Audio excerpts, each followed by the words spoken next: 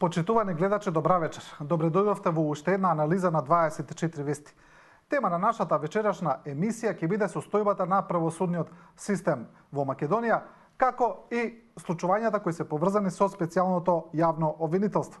Имено, она што се случува околу специјалното јавно обвинителство се барањата кои Катица Јанева ги достави до партиите, а беа предложени од страна на СДСМ во Собранието за продолжување на мандатот на оваа институција, како и измени на законот за заштитени сведоци.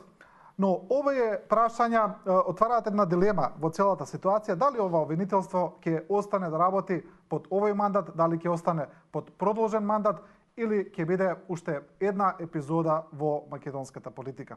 За ова вечерва ќе зборуваме со тројца правници. Тоа се двајца адвокати и еден поранешен судија. Тоа се господата Александар Новаковски, Звонко Давидовиќ и Валентин Зафиров. Кажавте нешто? Исто адвокат сега. Сега сте адвокат, да, но и поранешен судија, исто така, да. Еве да почнеме со вас, бидејќи господата Давидовиќ и Новаковски се чести гости во нашето студио, не сакам да кажам драги, морам да бидам објективен, или? Вие, господина Зафиров, тука доаѓате прв пат, ми се чини, во 24 вести, во дебата. Во дебата, да. Да, во дебата, да. Кажете ми да почнеме со барањата на специјалното јавно обвинителство, како ги коментирате? Тимот на Катица Јанева бара продолжување на мандатот од 18 месеци и измена на законот за заштитени сведоци. Дали овие барања на вас ви изгледаат логично? Логични ми изгледаат. Сосема логични, бидејќи по сите обструкции што и се праваат од институциите, она не може нормално да функционира. Значи, тука имаме продолжување на рокови за кои специјалното јавно обвинителство не е виновно. Значи, имаме обструкции од правосудниот систем, од јавното обвинителство, од судоите, при предавањето на предметите, кај што се купува време од криминалците, и сето тоа влие врз продолжување на претходната постапка. И моментот во предлогот на СЕО е од почетокот на истрагата да биде рокот. А додека сега важечкиот закон е од примањето на материјалите. Примањето на материјали не значи почеток на истрага. Значи, примањето на материјалите значи прегледување на тие материјали, што може да биде доста обемна работа. Може таа да трае со месеци, нарочито кога имаме прислушкувани телефонски разговори кои не знаеме колку се наброи. Значи, ако сте учествувале во една таква постапка, Звонко често учествувал, знам, имаме класери со илјадници телефонски разговори. Треба тие да се проверат, па дали има од нив, дали произлегува основ за сомневање, па да се почне предистражна постапка, па потоа дали има основ за истрага, па за обвинение. И сите тие рокови, ако зеете во еден таков обемен предмет, при ваква состојба во судството, а сега да бидеме логични, ако не беше таква состојбата во судството и толку лоша, немаше да имаме специјално јавно обвинителство. Значи, сите обструкции што се случуваат спрема специјалното јавно обвинителство, при примањето на предмети од судовите, од јавното обвинителство, па барање јавниот обвинител да одлучува или сојатот на јавни обвинители што не име надлежност, се е тоа купување на време што да го влекува постапката. Имаме тука со разни институции соработка, наши, но и меѓународни. Значи, ај со нашите можда некако можеме да контролираме брзината на работењето, меѓутоа со меѓународните не можеме да го контролираме тоа, ние како држава. Затоа сметам дека потполно е оправдано барањето за да се продолжи рокот за и почетокот од кога ќе биде и за продолжување. Па и таму се заштитени, мислам дека беше доколку во рок од 12 месеци или не знам, не ме држите за збор, не заврши истрагата, значи истрагата по наредба, тоа е значи по завршена предистражна постапка, сега од наредбата за спроведување истрага имаме 12 месеци. Ако не заврши да го извести јавниот обвинител на Македонија, па онда одлучи за уште 6 месеца. И сосема е логично, дури мислам дека и мали се роковите. Искрено. Да. Одиме со господин Новаковски. Сега, бидејќи вие имавте еден интересен став, бидејќи ја често ги следам и социјалните мрежи, таму го прочитав во однос на работата на специјалното јавно обвинителство, во однос на барањата за продолжување на мандатот. Ми се чини дека бевте малку критичен кон оваа институција.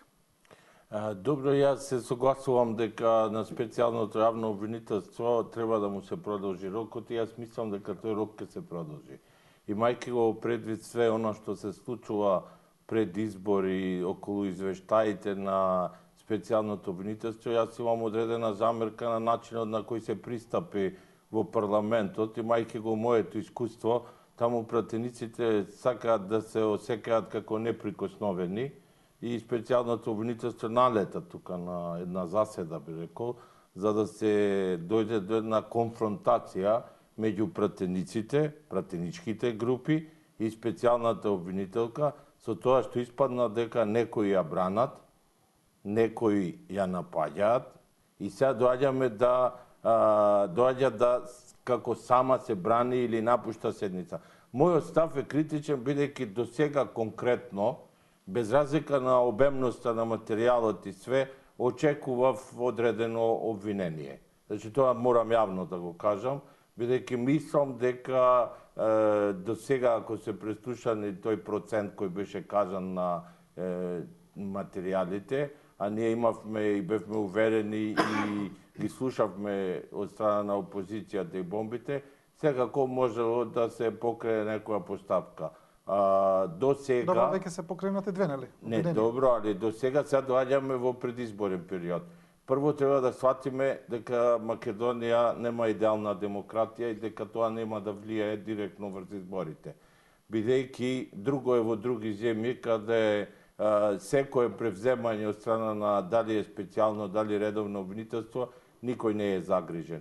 Но сега јас се плашам дека како специјалното обвинителство ја засилува својата работа, така ќе се згуснува и политичката цена, така мислам дека и може да дојде до нарушување на изборниот процес. Тоа е мојот став. Да, господине... Не викам тоа не значи дека не треба да прекини.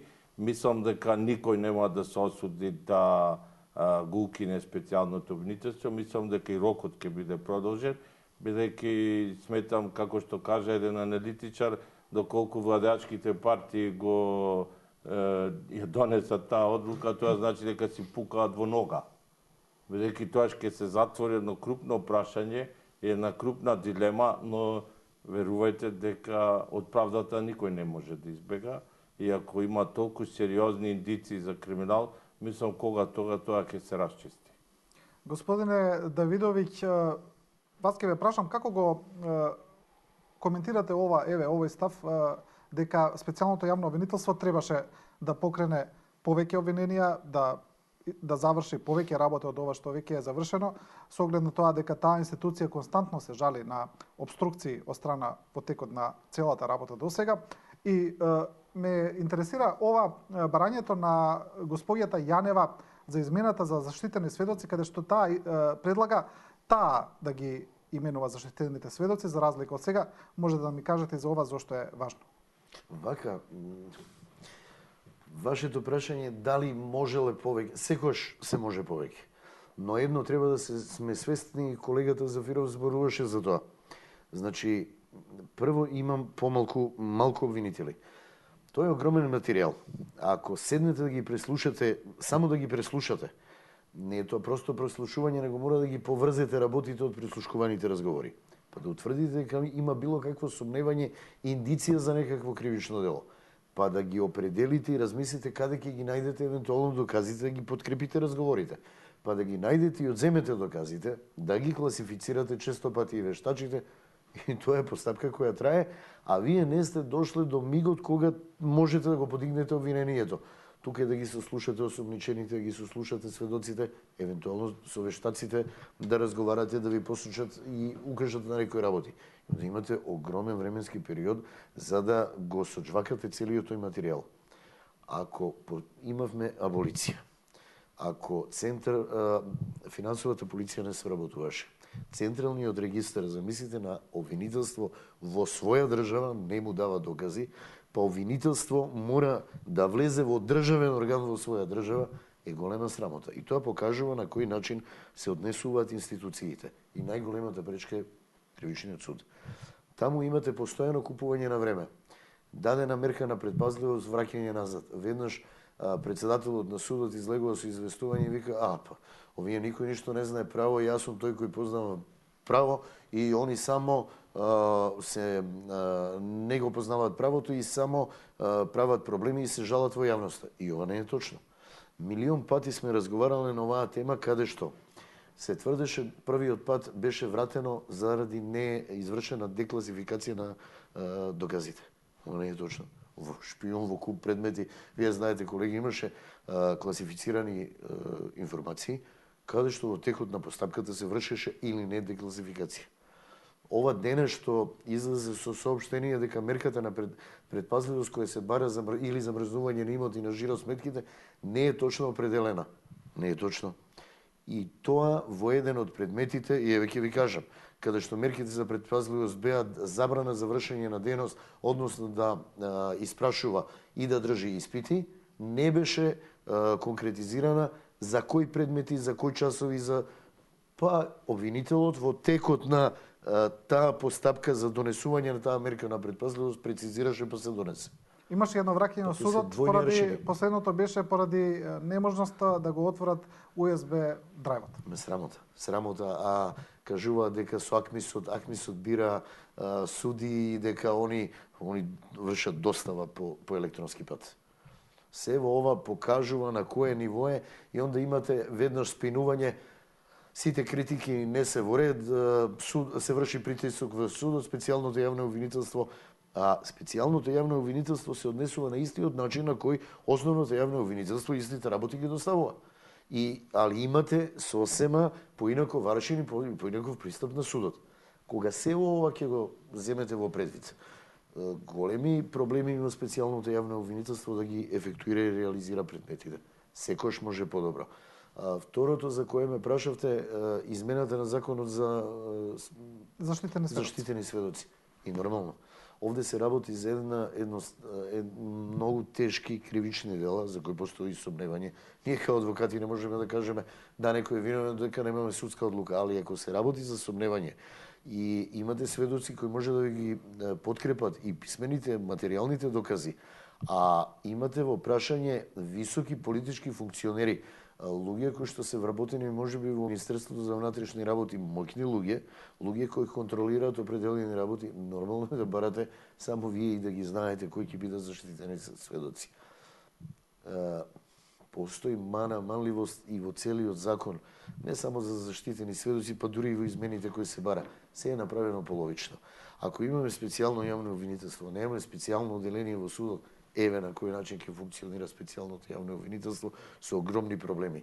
Ако немаме пак специјалната јавна обвинителка, ако може да внесува програма за заштитени сведоци и да им даде статус на заштитени сведоци, ќе треба и да има и од прилика и своји органи кои ќе таа заштита реално физички ќе може да извршат. Да. Господине Зафиров, вас кога зборуваме за односите помеѓу судот и специјалното јавно обвинителство, од судот, например, велат дека не треба да се прават паралели помеѓу работата на специјалното јавно обвинителство и досегашните случаи кои ги правил судот. Значи, новинарите, например, прашуваат. Имаше едно истражување на Хелсиншкиот комитет дека сега, еве, да не бидам неточен, но околу 99% од притворите на основното јавно обвинителство си прифаќаат, додека имаме сосема спротивна слика, 0,1% или колку беа на специјалното јавно обвинителство каде се одбиваат. Сега од судот велат, добро, не треба да се прави паралела, не треба да се генерализира, сите случаи се различни. Но, еве, дали е навистина така?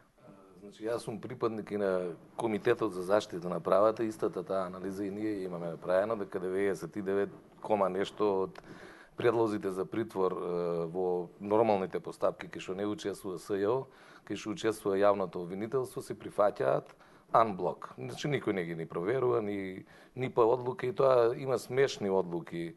Например, еден е заради тоа што бил имотен во исто решение, што не сме исто така да биде со едно решение, а со едно решение се ставаат 10 души во притвор, 10 луѓе. И сега еден имал имот, можел да бега.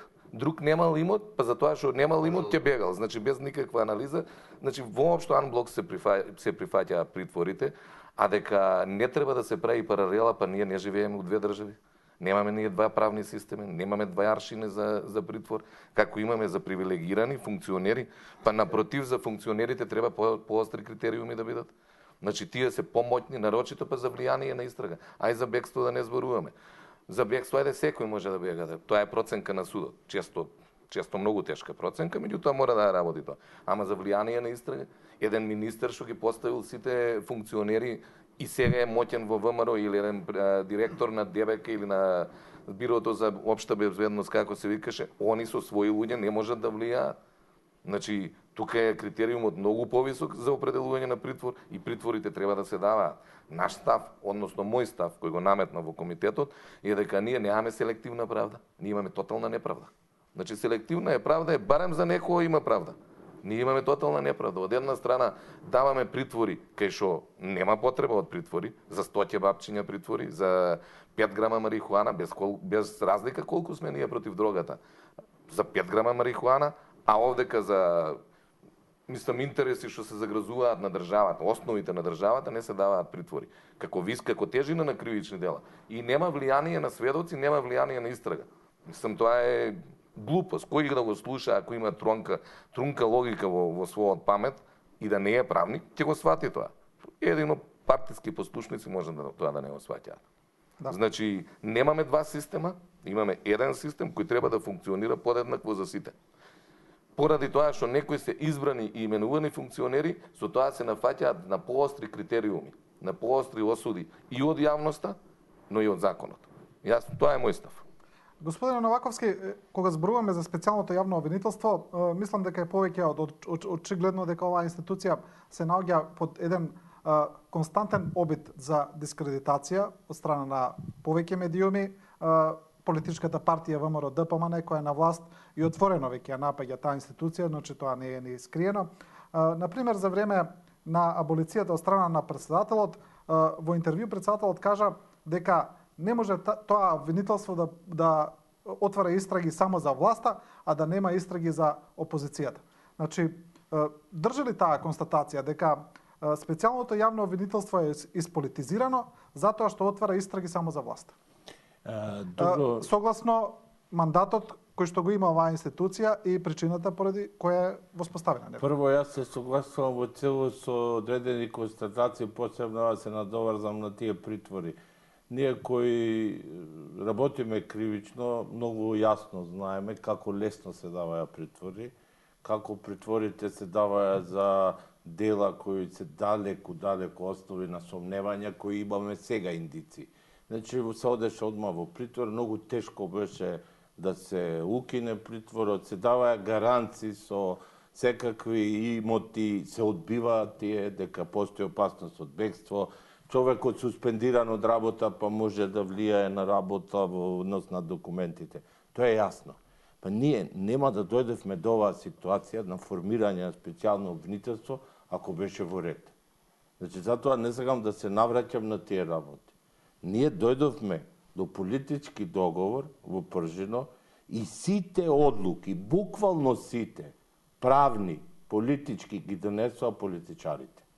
Значи, лидерите на 4 политички партии. Тие ги донесоа дури, јас мислам, и законите, не знам кои експерти беа уклучени во донесување, во измени, како на изборен законник, како на законот за специјално обвинителство, кој вистина треба да ги имаат овие предвидувања, кои колегите сега ги споменуваат, сум работел и во парламент.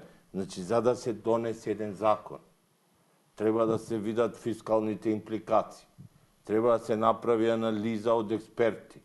Дали може, без разлика колку се тие обструкции големи, сите ги очекува обструкциите, дали може обвинителството за тој период да превземе таков материјал, да го прегледа и да процесуира пријави. Ево, заклучуваме дека е невозможно. И сега доаѓаме дека последица на сите тие работи е специјалното обвинителство. Изборот на специјален обвинител е на 4 лидери на политички партии. И сега доаѓаме во ситуација кога се доаѓа изборен период и факт е дека се прават све поголеми обструкции. Моje мислење е дека обструкциите веќе се случуваат, ево, видовте настапот во парламентот. Значи, недозволен настав, како од една страна, така и од друга. Тука немам дилема.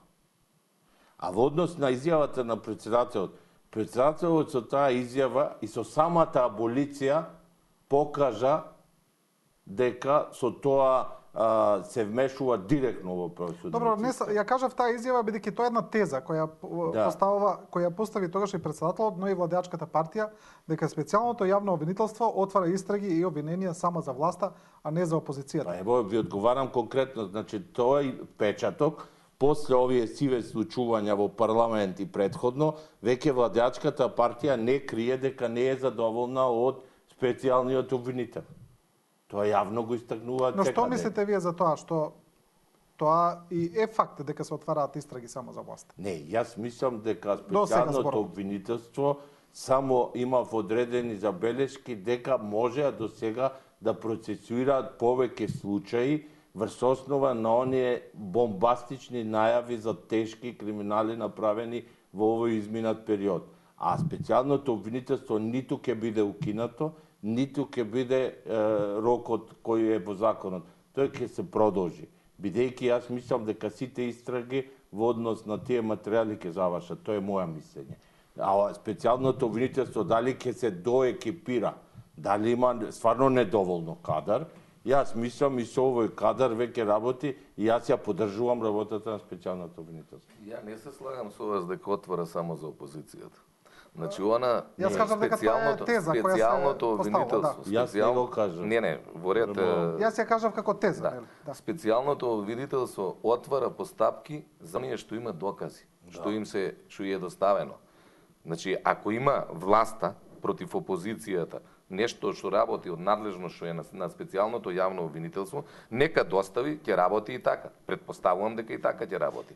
Значи, а натаку, па токму за тоа е дека власта го криеше криминалот. И за тоа е специјалното обвинителство дојдено. Да го открие криминалот скриениот. Иначе власта со сите механизми ни испозатворија невини, па те како бевме виновни за од опозицијата, зар ќе не остаеше да шетаме слободни. Значи, досега имаше механизмом власта да ги гони криминалците. Значи, селективното гонење на криминалците од страна на власта дојде до формирање на специјалното обвинителство и сега материјалите што се ки специјалното обвинителство остана за оние што не одговарале. Вака, интересна теза. Прво, власта е таа која може да стори, ако видите, првите предмети се околу парите и финансиите. И тоа може углавно да го направат оние кои се на власти, кои го имаат буџетот. Материјалите се 12% преслушани. Ја очекувам и верувам дека таму има за суди и за обвинители. Таму има за, најверојатно, за судски совет, за куп луѓе. Тоа не се, барем они се представуваат дека не се политички функционери. И не се. И не смеа да бидат, немам проблем ако се. Зборот ми е, се почна од еден дел каде што ги интересираат во мигот финансиите или така доаѓа. Ја верувам дека не треба да прекинеме да ги делиме работите на опозиција и позиција. Тоа е работата на политичарите и на политичките партии.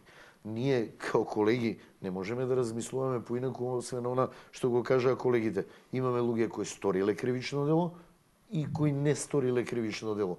И тука е поделбата. Дали се они од ВМРО, од СДС, од ДУИ, од ДПА, апсолутно небитно. И така Македонија треба да почне да размислува. Доста политичарите ги креираа правните работи во кои не се разбираат. Токму ради тоа што политиката се вмеша и во судството, дојдовме во ваква ситуација да ние државата, не само судскиот систем, државата ни е парализирана.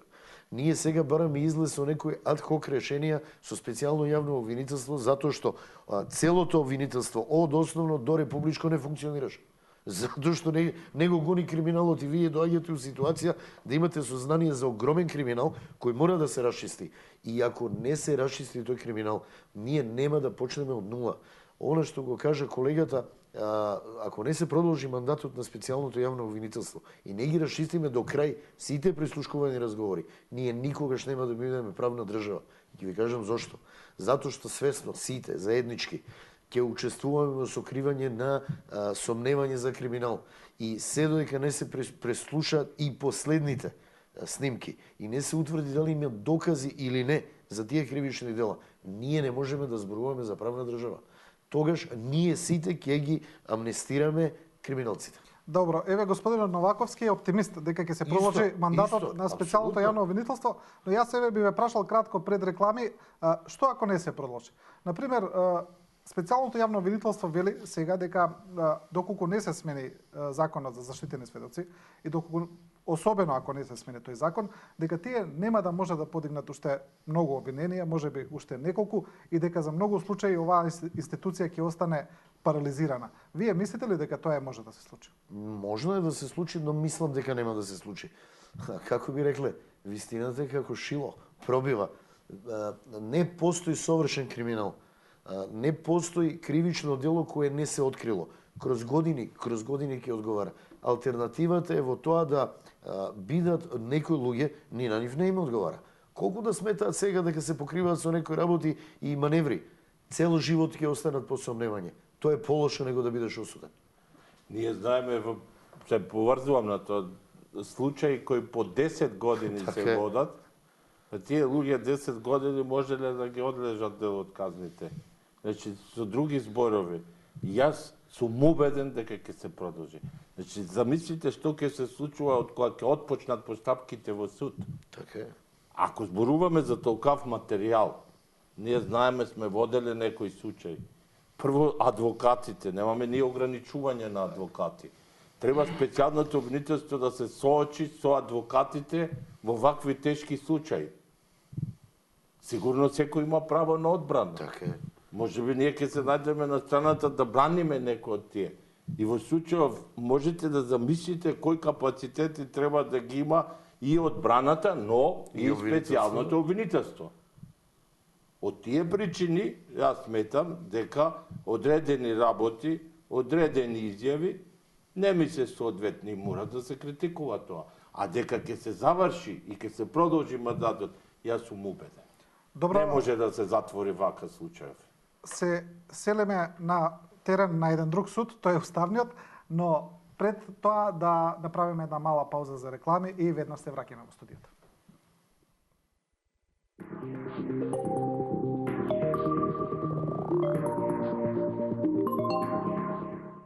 Специјална понуда 59 евра по лице за 2 ноќевања на база полупансион, појадок шведска маса, вечера избор по желба од мени, вклучено користење на базените, спа и фитнес центарот, Хотел Тино, Свети Стефан. Смоки Мега Хрскер. Повеќе кикирики за посилен вкус. Никогаш посилен. Смоки Мега Хрскер. Во мојот ресторан секогаш му верувам на својот мос. Многу ме радува кога целото семејство ужива во мирисот на нашите јадења. Затоа, кога носот ми тече или е затнат, веднаш ми треба проверено и ефикасно решение. Оперил го олеснува дишењето на нос за целото семејство и децата. Осетливите носеви бираат Оперил. Колку време ти треба за да извозиш 850.000 тури со точакот? Цел живот. Не знам, премногу е тоа. До сега се сменети 850.000 стари броила со нови автоматизирани броила. Со инвестициите во дистрибутивната мрежа на трите напонски нивоа се постигна висок степен на сигурност во снабдувањето и квалитет на услугата. Во изминативе 10 години заедно направивме многу, но предизвикот станува поголем за иднината што доаѓа. Сигурен и стабилен дистрибутивен систем и сигурност во снабдувањето со електрична енергија остануваат наш врвен приоритет. Евана Македонија. Светлата страна на животот.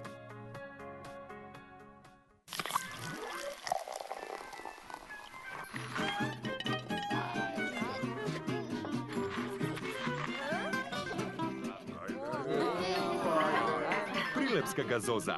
Освежува и зближува. Природата секогаш ни дава одговори на сите прашања, а ние треба да отвориме очи и меѓу многуте да го препознаеме решението што го бараме. Најдобрата шанса за тоа е утрото, кога првиот допир со природата ја разгорува фантазијата и го гасне прашањето што да правам денес. Секој ден носи нови можности, а вистинската се гледа само кога ширум ќе ги отвориме очите. Природа што ширум ги отвора очите. Нескафе Класик. Неверојатна октомвриска понуда во АМЦ. 5-инчен смарт телефон Ligo за 3.490 денари. Лаптоп Dell со Intel Core i3 процесор за 16.490 денари. 40-инчен смарт телевизор Sharp со 3-годишна гаранција за 21.990 денари. АМЦ. Вистинско место за нова технологија. Користите ги Виза кредитните картички за вашите потреби, и големи, и мали. Искористете ги промотивните поволности и аплицирајте до 22 октомври, без чланарина за првата година. За направени 15 трансакции со Виза кредитните картички, добивате уште 1 година гратис. НЛБ банка. Смоки Мега Хрскер. Повеќе кикирики за посилен вкус. Никогаш посилен. Што ми треба баш во моментов? Ми требаат сите мои пријатели од Twitter, Facebook, Instagram, сите. Ми треба цело време да сум на интернет. Добар разговор. Тоа ми треба. И да сме секогаш заедно. Тоа што ни треба. VIP Mobile Promo. Неограничени разговори и SMS кон сите мрежи. Плюс 4 гигабајти интернет за само 599 денари месечно. Цела година. Заедно со Acer за 999 денари. Или Huawei за 1999 денари. Само со VIP Postpaid. Повеќе за вас. VIP. Само за вас, најдобрата понуда овој викенд, единствено во Тинекс, од 7 до 9 октомври. Свински кременадли 249 денари, свински ребра 229 денари, свински бут 299 денари, круши 69 денари, пилешки стек лудогорско 289 денари, масло банат 55 денари, гел за туширање Тео 55 денари, течен детергент Фрош 166 денари. Тинекс, секој ден со вас.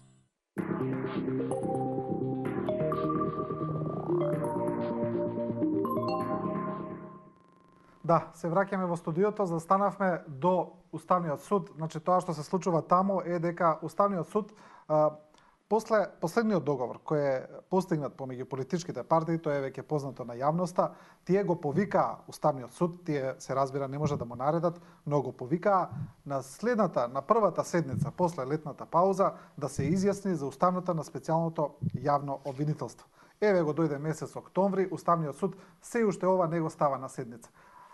За разлика од тоа, еве имаме една споредба да направиме. Кога последен пат ДУИ го повика Уставниот суд да се изјасни за уставноста за распуштањето на собранието пред последното одлагање на изборите. Значи, таа седница се свика утредента. Како сега вие ја гледате оваа работа? Гледате ли политизација кај Уставниот суд?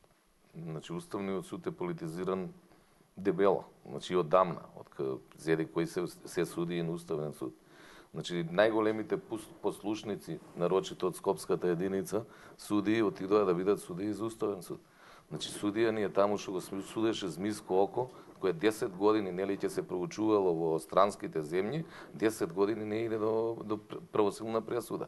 Змиско око, од вас сега запознато за јавноста, не е почнат ниту па некој се обидува да го почне главниот претрес. Ваму зборуваме за рокови за јавното обвинителство, а 8 години, 9-та веќе, Змиско око 2, 30 луѓе кои лежеа притвор, главен претрес не е почнат. Значи, тие судии отидоа да бидат судии во Уставен суд. И, по моje и појма немаат од правото. Значи, ај што се политизирани, па не знаат ни тоа што ќе добијат наредба како правно да го изведат. Значи, она што го зборуваат партиите јавно, нивните наредбодавци им кажуваат нешто тајно. И они чекаат што ќе им се каже. Значи, буквално што ќе им се каже, кога и како. Тоа не е само мој впечаток, на цела јавност е впечатокот. Значи, изјаснувањето на Уставниот суд е стално по порачка и по термин, и по одлука. И сега они чекаат, и не знам што ќе биде. Не знам како ќе се пресмета ВМРО, ДПМН и ДУИ, како ќе се пресмета, во кој момент, дали ќе пресметаат они дека им е потребно да донесе одлука Уставниот суд пред изборите и каква таа одлука ќе биде по нивна пресметка. Дали дека е уставно уставно основано специјалното јавно обвинителство или е тоа противуставно па ќе се укине.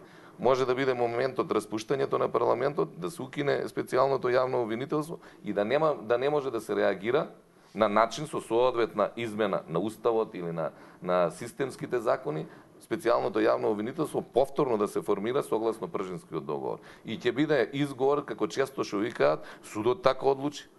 Добро, тоа е според анексот на анекс на Пржинскиот договор, каде собранието треба да се состане веднаш во рок од 5 дена повторно да го изгласа.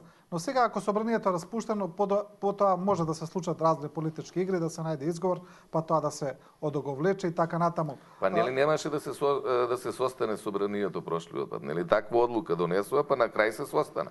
Од кај знаеме сега и собранието како работи? Значи на Трајко Велјановски изјавите ги слушавме дека собранието не може да се состане од како е распуштено и на сите политичари од власта. На крај се состана за да продолжи рокот за избори, да ги одложи изборите. Без разлика на ова исполитизираност на Уставниот суд, дали ја има или ја нема, мислите ли дека со оваа одлука која судот ја држи во фиока, онака разговорно кажано, нели, и таа опасност која виси над специјалното јавно обвинителство, судот игра една општествена улога која во моментов може да биде многу црна. Бидејќи опозицијата кажа јавно господинот Заев и другите представници на СДСМ дека доколку се укине специјалното јавно обвинителство, се паѓа во вода целиот политички договор и дека тие ќе излегуваат на улица, значи Македонија влегува во сосема една нова етапа од кризата. Во црнила што никој не го посакува таквото нешто. Ова е политичката проценка. Ајде да направиме правната проценка, пошто цело време зборуваме за политика вмешана во право. Ајде правната проценка на Уставниот суд. Прво се правно неодговорни. Зошто? Ако сте вие суд кој што ја оценува уставност и законитост на многу битни законски решенија, не можете да дозволите во државата која под наводници е ваша и ја сакате, специјален орган кој што задира во највисоките интереси на државата и каде што високата политичка елита може да одговара и каде што се задира во многу процеси од образование до, не знам, правните процеси и вие спиете и не презимате ништо, оставате некој да работи 12 месеци, за да после кажете ова е неуставно. Па ја ве прашувам, ако вие 12 месеци сте присутни во државата и сте судија на Уставен суд, па како не ви е срам воопшто да не седнете и да не процените уставноста на нешто што задира во секоја пора на македонското општество, него тоа да го направите после 12 месеци. Тогаш сте вие одговорен по секоја правна логика за се она што се случило. Како Уставен суд морате да имате проценка на општествените состојби и битните работи за веднаш да ги процените дали се уставни и законити и да може тој процес да тече. Ако не, треба да го сосечете во корен. Не можете да се играте 12 месеци, после да кажете ова е све неуставно. Па каде е вашата одговорност? Во мигот, кога судиите ќе почнат, не само на Уставниот суд, на сите, на Судскиот совет, на сите судови од почеток до крај, да носат одговорност за своите одлуки, своето однесување, ние ќе имаме правна држава. Да се надоврзам само. Уставните суди треба да се луѓе со најголема моќ во државата. Значи поголема моќ и од парламентот, поголема моќ и од власт. Ама треба да имаат кредибилитет. Тоа е тоа. Тој го немаат. Моќта ги ја практикуваат, не ја практикуваат ни моќта. Моќта е кој сами изворно ги носат одлуките. Значи они можат да укинат секој закон. Они можат значи да направат, да исправат штетата со некој закон незаконски, односно неуставен што би можела да трпи држава.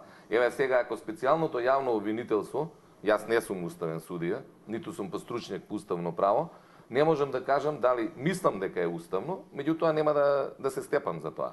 Значи, ако специјалното обвинителство е неуставно основано, значи они првите индиции како владетели на уставот ги имаат последиците што секој ден ги гледаме од работата на специјалното обвинителство. Едната страна гледа дека се позитивни, другата гледа дека се негативни, народот се определуваме лево или десно, меѓутоа се огромни последиците од нивното работење, позитивни или негативни. За да го спречат тоа, они треба бргу да делуваат. Ама се осечи го во корена кој да, нешто не треба да го засече во корен. За понатаму ти секако ќе биде последицата ако се укине специјалното обвинителство. Без разлика кога да се укине, колку времето ќе мине повеќе со делување на специјалното обвинителство, толку штетите ќе бидат поголеми. Мислам ќе се сложат и колегите со ова. Така. Значи приоритетите се моќта, навистина ние ја подценуваме моќта на уставниот суд. Моќта на уставните суди е најголема во секоја држава. Они што ќе речат нема друго. Нема жалба тука, нема поинакви одлуки. Мада они овој уставен суд дочекавме за 2 месеца да донесе за иста работа разна одлука. Што е страшно работа. Што е битно, само да кажам, приоритетите се битни. Значи, како уставен суд, вие живеете овде, ги гледате процесите, она што се случува во државата. Знаете кои иницијативи ви се поднесени. Па не можете да не направите приоритет на она што морате да го решите.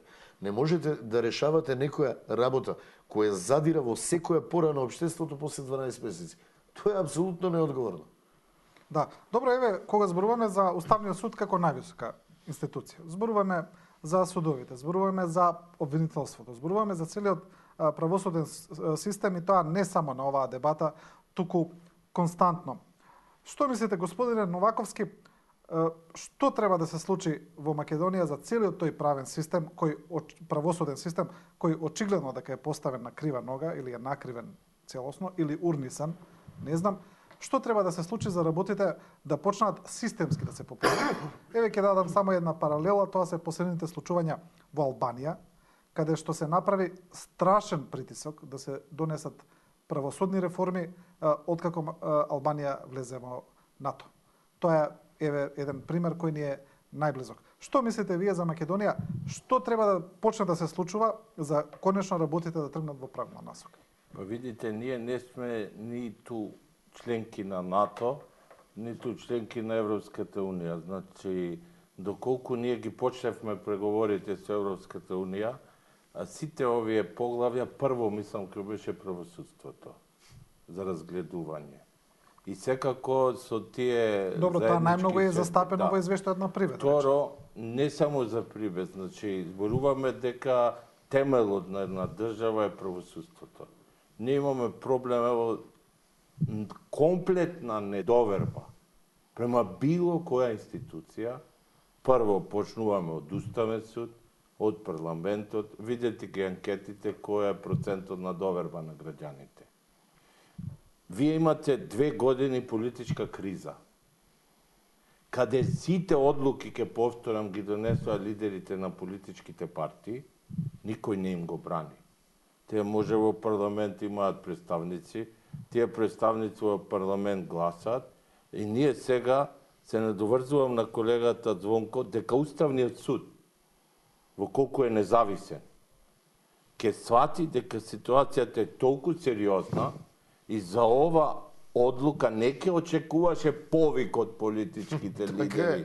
Дали да одлучи или да не одлучи. Ама и не сме да чека. Пазите, вие имате повици од лидери кај што викаат одлучи.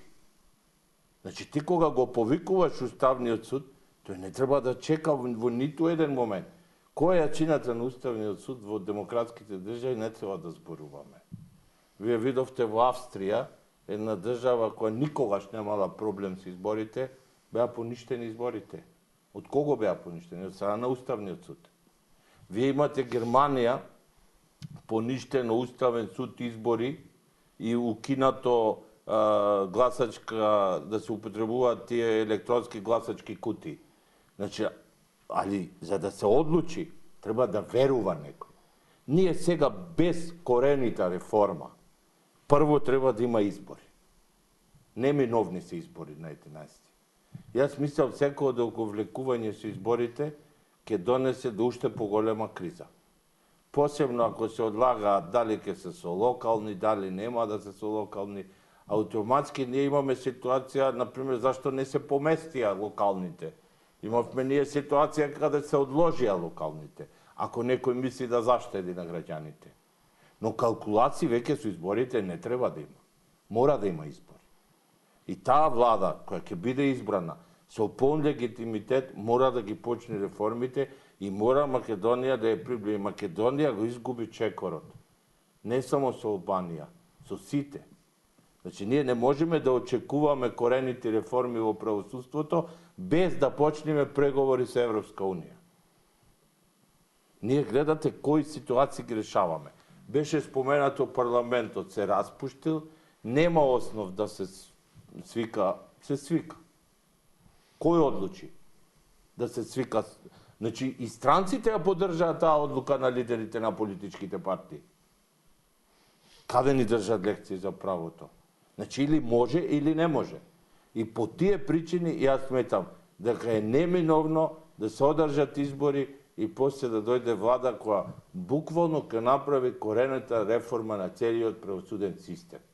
Исто така, ние тргнавме да правиме квази независни институции, да си признаеме. И судите на Врховен суд во Америка ги бираат кој председател ќе дојде, така. Во еден мандат ќе избере неколку суди. И кај нас е така со уставните судови, уставниот суд. Но од кога ќе се избрани, секој треба да ја понеси одговорноста. Ако не може, нека се замени од тоа место. Не е ситуацијата да си играме со граѓаните уште на овој начин на кој си играме. Значи, немаме ние влада која во моментов може да спроведи реформа. И затоа ќе се одразува за кратко време и повторно. Сега ја заборавивме Државната изборна комисија, сега сме фокусирани на специјалното јавно обвинителство. За брзо време ќе се заборави специјалното, ќе се вратиме на Државната изборна комисија. Па за Агенцијата за медиуми и за другите тела. Затоа јас мислам дека изборите ќе се решење за оваа криза и една коренита реформа и што побрзо отпочнување на преговорите со Европска Унија. Едноставно, без, ако ми дозволиш, без одржување на избори не можеме да испаднеме од кризата. Значи, само по одржани избори и тоа ако избереме влада, значи, ако избереме влада, што ќе си го сака народот и ќе ја сака држава. Добро, но се употребува една флоскула цело време кредибилни.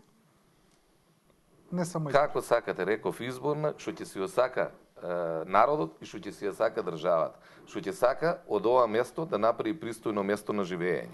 Значи, само така и да има капацитет тоа да го направи. И тогаш мора реформи во правосудниот систем, значи тоа реформи како структурални, така и кадровски. Значи, начинот на бирање. Ние имавме 96-та, јас сум избран како судија 96-та, до 99-та, да ви кажам, најблиско до идеалното судство, до независно судство. Имавме судски совет во кој беа професорот Арнаудовски и низа наши еминентни правни стручњаци што ни ја контролираа работата. И тие 3 години немавме ние притисоци од никого.